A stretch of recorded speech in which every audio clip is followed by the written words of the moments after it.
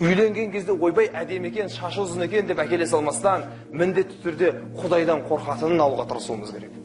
Себебі пайғамбар саллаллаху алейхи ва саллям мубарак хадис шарифінде мархамат қылып айтты: "Ад-дуnya матаун." Дүниенің барлығы бұйымтай деді. "Ва хайрул матау." Бұйымтайлардың ең жақсысы әл-имраату салиха, жақсы әйел деді. Өйткені жақсы әйел жаңа ем. Жақсы әйел саған жақсы салих перзент туып береді. Егер де қатының Құдайдан қорқпайтын адам болса, өзің 1000 жерден тақуа болатын болсаң да балдарың оңбай кетеді. Өйткені әйел адам бұл отбасыда тәрбиелейтін адам.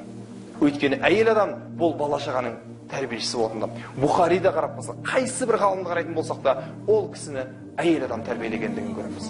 Сондықтан да біздер әйел таңдаған кезде, жар таңдаған кезде қателеспеуіміз керек. Бірақ өзіміз қуып қыздармен жүріп, анамен жүріп, мынамен жүріп, анамен жүріп, мынамен жүріп ойлап қалмайық, бір тақуадар қызға жолығып қалар екенбіз деп. Өйткені Алла Тағала бір қағиданы, ережені қойып қойған, өмірлік ол ережені. Ат-таййибина лит-таййибат. Таза еркектер, пәк еркектер, пәк әйелдер үшін. Өзіміз пәк болмайтын болса, ойламайық, біз пәк әйелге үйленеміз деп. Өзің қандай болсаң, өзің зинақорсың ба, саған зинақор әйел жолығады. Өзің иплас надансың ба, саған иплас надан адам жолығады. Бір танысым бар еді. Өте қыздармен көп жүретін. Анау Чернаевкінің үшін бір вышний клиент еді анау. Сонымен айтатымын: "Ей бауырым, Құдайдан қорқпайсың ба? Ей, ертең үйленген кезде қандай әйелге жолықпақшысың сен?" Десем: "Біз жүрген кезде басқа қызбен жүреміз, үйленген кезде пәгіне үйленеміз. Анасы сүймеген қызға үйленеміз." Ей, байқа, Алла Тағала ешқашан біреудің астын біреуге бермейді, байқа деп айтқам. Үйленді, сырт көрінісінен қарағанда пәк қызға үйленді. 1 жыл өтті, 2 жыл өтті, мен таң қалдым. Алла Тағала Құран-ы Кәрімде ат-таййибина лит-таййибат деп қойған болса, пәк еркектер, пәк әйелдер үшін деп қойған болса, қалай мына өзі иплас, қырт иплас адамға қалай пәк әйел жолығып қалды деп таң қалып жүрдім. 2-3 жыл бойы. Жақында бір адам келіп тұрып маған айтады: "Мен біреумен зина жасап қойдым" дейді. "Кіммен зина жасап қойдың?" "Пәленшенің әйелімен" дейді. Қараңыздар, пәленшенің әйелі болып тұр, бірақ біреумен зина жасап жүр. Пәк деп жүрген қызымыз беймарал жұрттарымен қосылып жүр. Неге? Алла Тағала ешқашан біреудің астын біреуге жегізбейді. Өзіміз пәк болатын болсақ, біздердің келешектегі алатын әйелдеріміз де пәк болады. Ғалымдарымыз қағида қойған сондықтан да: "Әл-жазау мин джинсил амал." Жаза істеп жатқан амалыңның сортынан беріледі. Біреудің қызымен жүрдің ба, сенің де қызыңмен біреу жүреді. Біреудің әйелімен ойнастық қылдың ба, сенің де әйеліңмен біреу ойнастық қылады. Жаза осылай беріледі. Сол үшін біздер пәк қызға үйленер екенбіз, пәк қызға жетер екенбіз деп дандайсып қалмайық. Бәлкім біздер білуіміз керек.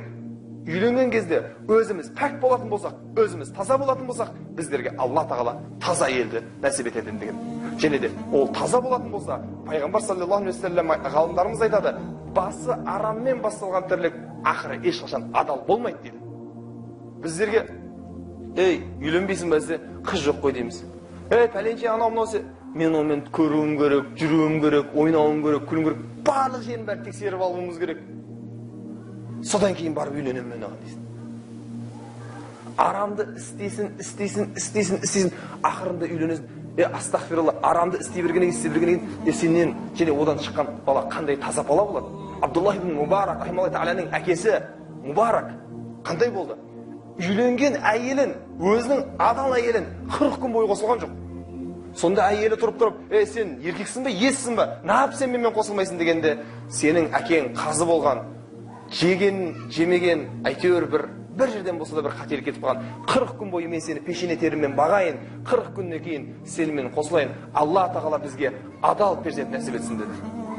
Ақиқатында оларға адал перзент нәсіп етті. Бүкіл дүние қияметке шейін еске алатын, бүкіл дүние мұсылмандары қияметке шейін жақсы атпен еске алатын Абдуллах деген перзентті нәсіп етті. Тіптен Харун Рашид, халифалардың сұлтаны болған Харун Рашид бір күні тұрған еді, бір жерге шатырын тігіп тұрған еді. Адамдардың барлығы айналасында топырлап кетіп, халифаның аузына қарап тұрды. Әйелі сол жерде отырған еді, Харун Рашидтің жанында. Бұл Харун Рашид сөйлеп, халыққа не қылып жатса, Адамдардың барлығы Абдуллах келді, Абдуллах Мубарак келді деді, Харун Рашидті жайына тастады да, халифа болмасам, бүкіл дүние жүзі, дұшпаны да досы да тітірейтін Европа, Қытай барлығы оның қолында ащы алақанда жұмсы жұдырығында тұрған, бүкіл дүние жүзін ащы алақанда жұмдырығында ұстап отырған Харун Рашид еді, бүкіл жер шарын. Әлі Америка ашылмаған ғой кезде, жер шарын тұрған еді. Сондай болып тұрған кезінде тастады да жұрттың бәрі қарап бұрылып кетті. Әйелі сұрады, адамдар мына халифаны тастап қайда кетіп қалды деп еді. Ана жақта Абдуллах ибн Мубарак жихадқа кетіп бара жатыр екен, соған қарап кетті деді. Барлығы халифаны тастады да, халифаны жайына тастады да, барлығы Абдуллах ибн Мубарактың алдына кетті. Соның сөзін тыңдаймыз деп. Сол кезде әйел айтты, нағыз патшалық Харун Рашидтің патшалығы емес, нағыз патшалық, нағыз байлық, нағыз билік міне Абдуллах ибн Мубарактың билігі екен деді.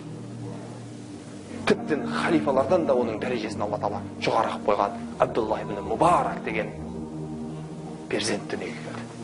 Біздер таза болатын болсақ, біздердің әйелдеріміз таза болса, біздерден шыққан перзенттер бүкіл дүние жүзінің дінін басқарады. Бүкіл дүние жүзінің атақты адам болады. Біздер өзіміз ғырт адам болсақ, біздердің әйелдеріміз де ғырт адам болады. Одан кейін бізден шыққан еркек білмеймін қандай болатынын Құдай біледі, қай жаққа баратынын. Сол үшін біздер әйел алған кезде міндетті түрде ойланып алуымыз керек.